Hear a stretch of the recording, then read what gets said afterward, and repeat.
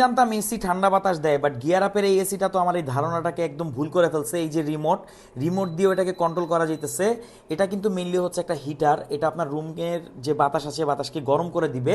সর্বোচ্চ এটা 40 degree Celsius, হ্যাঁ এখানে টাচ সেন্সিটিভ বাটন আছে, এই দেখেন সর্বোচ্চ এটা 40 ডিগ্রি পর্যন্ত আপনার রুমকে হিট করতে পারবে। আপনার যদি ঠান্ডার সমস্যা থাকে বা আপনার বাসায় যদি ছোট্ট সোনামণি থাকে, এই জিনিসটা ভাই আপনার অবশ্যই লাগবে।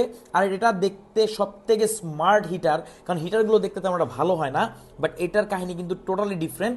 আর এটা কোল্ড উইন্ড এবং এয়ার, ওয়ার্ম এয়ার দুইটাই সিলেক্ট করতে পারবেন।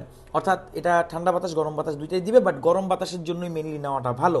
এছাড়া টাইমার সেট করতে পারবেন, অনেক অনেক ফিচার আছে।